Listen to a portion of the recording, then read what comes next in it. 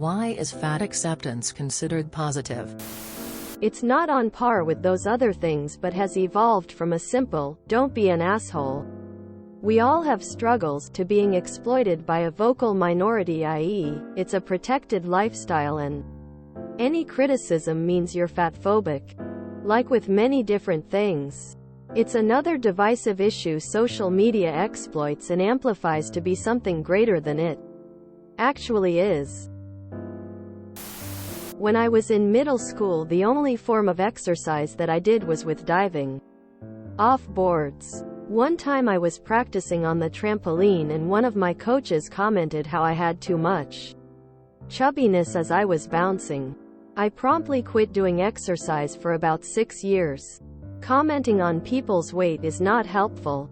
People know what size they are, and fat shaming can contribute to their health problems in a variety of reasons. Just be a kind person. Emo. It's kinda like this. I have depression, and 2 or 3 times in my life someone will say, "If you aren't going to get help and things just keep getting worse, then why don't you KYS? I mean, I already feel bad enough about it. But I am kinda trying when I can. But it's so hurtful in the moment that I lash out at the audacity of saying something like that to me when they knew I struggle with issues like that. Perhaps it's not the same thing, but I empathize. Loving yourself is core to being happier and healthier. Many obese people struggle with getting healthier their entire life. Fat acceptance doesn't mean accepting an unhealthy lifestyle. For example, Lizzo is very open about the importance of exercise to stay in shape for performing, not weight loss. Several of her songs even mention it. She doesn't sing about binge eating from your bed. Fat person here. I'm not morbidly obese, but I have definitely put on weight due to disabilities, chronic health conditions that were not caused by my weight issues. Having weight issues very often incorporates other complex issues like chronic health conditions, disabilities, genetics, systemic poverty, access to healthy foods that are affordable, etc. It's the stereotype of, if you are fat, then you must be lazy, that we're trying to get rid of, and instead help people to understand that being overweight is just one piece in a larger puzzle of complex societal issues, and that it is not just as simple as eat less and exercise more. Fat people are the only unhealthy individuals I can think of who are so widely demonized. We treat no other ill people as horrendously as we do those who are overweight. Fat acceptance doesn't have to be about whether or not it's healthy, though that is a nuanced discussion. It's about not dehumanizing people because of their health status. Can you imagine if we treated cancer with the same hatred, mockery and disgust as we do obesity? It's really just awful and sad. Fat acceptance has 2 pillars, emo, that are very reasonable. Respect everyone as a human, including morbidly obese people. You can think for yourself that it's unhealthy, but when it comes to strangers or loose acquaintances, it's really not your place to discuss or mention it. Healthy or non-healthy isn't a binary decision. I know plenty of somewhat chubby people that get a healthy amount of movement while cooking nice meals. And that's probably a healthier lifestyle than someone without any excess fat that's sitting in the office all day and eats mostly fast food. In short, the Western beauty ideal has moved way beyond what's reasonable for health. Is it really that terrible for people to have positive interactions in daily life and expect mutual, respectful interactions with people because that's how people should treat one another? Stop trying to justify poor behavior. Just be nice. FFS. It's positive if you take it as, you should respect and treat everyone same, no matter how they look. I think nobody can argue with this. But some people take it as, you are healthy no matter your weight, and that is of course stupid. Because you aren't invalid as a person just because you're fat. Your thoughts, ideas, And rights shouldn't be discounted because you're fat. You aren't a laughingstock because you're fat. Because people constantly shamed for their health choices are less likely to make better choices. When it started, it wasn't a matter of people shoving their waistlines into your face and demanding you find them attractive too. I remember when magazines like Radiance and BBW were coming out. At that time there was no Torrid, and Lane Bryant was a catalog filled with house dresses and muumuus. At the same time, women were rising professionally as never before. All we wanted were proper office clothes that fit, and to be allowed the same insurance coverage as any other employee. We were being told to exercise. Fine and dandy. We also had little to no proper attire on the market for exercise unless we wanted to throw on a Lane Bryant house dress. We asked for courtesy, respect, and to look presentable in a boardroom. It wasn't meant to promote obesity or unhealthy living, but about the things we need to live decently while making changes towards better health. Emo. As a fat person, the pendulum swung way too far, and social media is perpetuating extreme sides. First, people were really mean to fat people.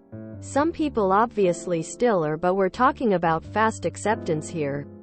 There's no excuse for being mean. Fat people deserve respect and kindness and happiness too. A movement began as an attempt to swing the pendulum.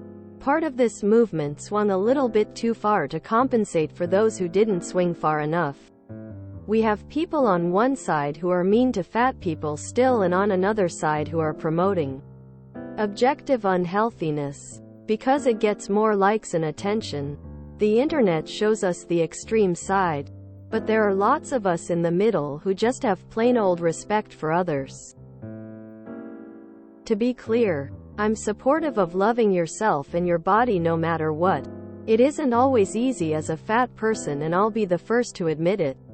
But like I said, we deserve happiness too. That does not mean I'm not working out and eating healthy to try and get back to a healthy BMI. It means I respect everyone no matter their shape or size, and I try my best to do that for myself too. And have some grace.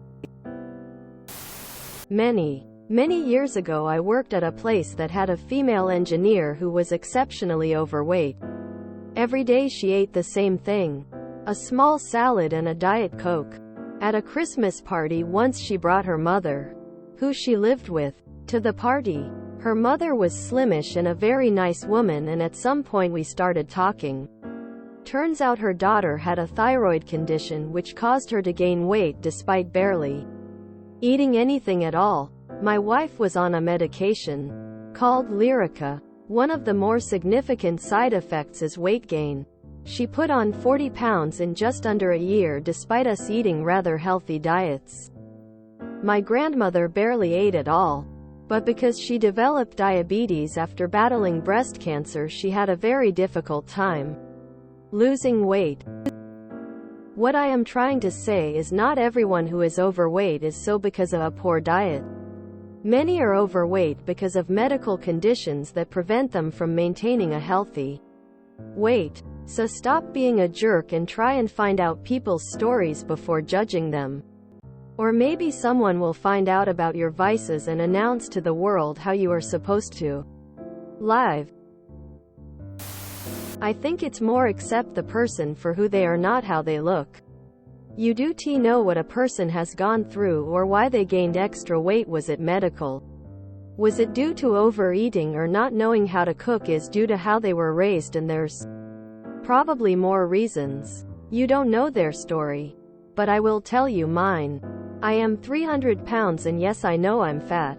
Growing up, I did cycle racing, dance, running, and my mother would make homemade meals of meat, potatoes, and 2 veg. Junk food was non-existence. I started earning my own money, and I used it to buy sweets and chocolate, and I craved that high because I wasn't getting love at home. I was still a healthy weight and still exercising, but I was being absed sually from the age of 6. Years of hating myself and the sweets and chocolate made me feel better. When I left the house to go to college and uni, I gained weight due to stopping some of my sports and eating a lot more junk food. At 17, I got assaulted and I just wanted to make myself as ugly as possible. I wanted nobody to think I was desirable. At 18, I stopped all sports, barely left the house, and ordered takeaway every other day while going to uni. I was suffering from psychosis and depression and PTSD. I managed to get a head injury which caused brain damage and seizures. After gaining weight and making myself feel like I was ugly, I got attacked again. I was devastated, so I ate my feelings and started binge eating, and that's how I got to 300 pounds. I want to be accepted as a human being. It took me until I was 27 to have someone call me beautiful. And I was 300 pounds and they meant it. There's more to me than my weight, and now I am this size. I'm scared. TK, leave the house. I'm scared I will be attacked again. I'm scared I'll have a seizure in public, so I eat my feelings. I think it is very easy to respect and love everyone. That being said, as a society we have become very averse to taking responsibility for our own actions, lives and consequences. I feel like the acceptance of the extraordinarily unhealthy lifestyle of being morbidly obese is just a continuance of that aversion to self-respect and responsibility. Your arguments have been well formulated. Well done. Because it started as a body positivity movement based on, stop commenting on people's bodies because it can lead to eating disorders. Which is valid. And OFC at some point PPL were like, what about overweight PPL? And everyone agreed that no matter you shape or weight you deserve to love yourself. It turned into overweight is healthy, only on TikTok because PPL want to feel like they have a halo over their head instead of genuinely helping PPL. The part I'm okay with is where we don't comment on someone else's appearance. The part I'm not okay with is when people tell you it's healthy or beautiful. It is always unhealthy. Even if there are reasons why you are overweight, carrying a good deal of extra fat, it is not good for you. Back in the 80s and 90s, growing up in my whole schooling time, you could count on both hands the amount of obese kids. Over 1,000 kids school. 12 years of school. People might get angry, but the whole idea that numerous diseases, illnesses cause obesity is a cop out. My partner has a thyroid disease. With a reasonable healthy diet, she still enjoys treats on occasion, and regular exercise. She maintains a healthy figure. 99% of the population can if they eat reasonable, healthy and exercise regularly. The fact obesity is only prevalent in some countries is testament to this. If you enjoyed this video, please check out our playlists full of similar content. Epic Ericast is like doom scrolling for your ears. Please like, share, and subscribe.